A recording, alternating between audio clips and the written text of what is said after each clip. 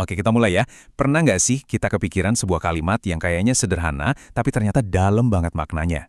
Nah, hari ini kita bakal ngebahas satu ungkapan yang kuat banget, seandainya kita mendengarkan. Langsung aja kita masuk ke intinya. Sumber kita kali ini berpusat pada ayat yang jujur bikin merinding dari surah Al-Mulk. Coba deh kita resapi kata-katanya. Ini adalah sebuah teriakan, sebuah penyesalan yang datangnya udah terlambat banget.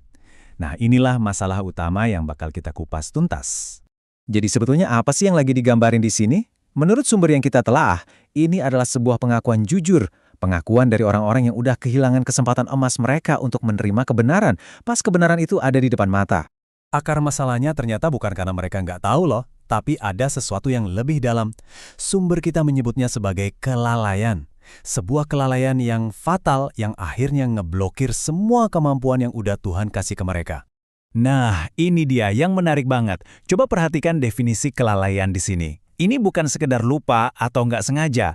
Ini adalah sebuah kondisi cuek, sebuah sikap nggak peduli yang aktif. Justru kondisi inilah yang bikin akal dan panca indera jadi sia-sia. Dan ketika waktu untuk bertindak udah habis, ya hasilnya adalah penyesalan abadi.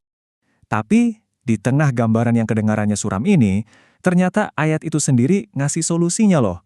Ada dua kunci penting menuju petunjuk yang justru tersembunyi di dalam kalimat penyesalan itu sendiri. Dan ini dia kedua kuncinya. Sederhana banget kan? Pertama, mendengarkan. Bukan cuma masuk telinga kanan keluar telinga kiri ya, tapi benar-benar dengerin pakai hati. Kedua, menggunakan akal. Artinya kita terlibat aktif, mikir, merenung, pakai logika yang sehat. Kata sumber kita, dua hal inilah jalannya yang langsung menuntun kita ke petunjuk. Nah, poin pentingnya adalah ini semua membawa kita ke sebuah prinsip yang fundamental banget. Seperti yang ditekankan oleh sumber kita, keyakinan itu harus lahir dari kesadaran, bukan keyakinan yang ikut-ikutan alias buta. Di sini kita bisa lihat perbedaannya dengan jelas. Di satu sisi, ada iman buta yang cuma adopsi ide orang lain, tanpa dipikirin lagi. Tapi di sisi lain, ada iman sadar. Nah, iman ini lahir dari kesadaran. Iman ini butuh kita untuk berpikir. Yang nyambung lagi kan, kedua kunci tadi, mendengarkan wahyu dan menggunakan akal kita. Oke, ini membawa kita ke pertanyaan yang paling praktis kan? Kalau penyesalannya separah itu dan solusinya sejelas itu, gimana caranya kita secara nyata bisa menghindari nasib yang sama dalam hidup kita sehari-hari? Jawabannya ada di sini. Sumber kita ini nggak cuma ngasih teori, tapi juga ngasih panggilan yang jelas banget buat kita semua untuk bertindak. Dan pesan intinya tuh tegas banget. Jangan menunda.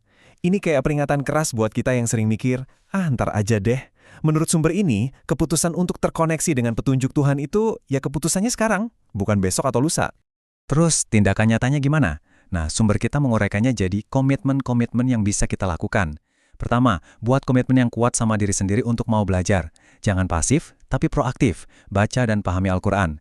Benar-benar dengarkan petunjuknya, dan yang paling penting, hayati ajarannya sampai jadi bagian dari diri kita. Pada akhirnya, semua pembahasan kita hari ini bisa diringkas dalam satu kalimat yang kuat ini. Inilah intinya. Mendengarkan dengan tulus dan berpikir dengan akal sehat itu bukan pilihan, tapi itu adalah jalan pasti menuju petunjuk. Dan untuk menutup pembahasan kita, saya mau meninggalkan Anda dengan satu pertanyaan untuk direnungkan. Setelah mendengar semua ini, di tengah riuhnya dunia, kira-kira suara apa yang sebetulnya paling perlu Anda dengarkan dengan sungguh-sungguh hari ini?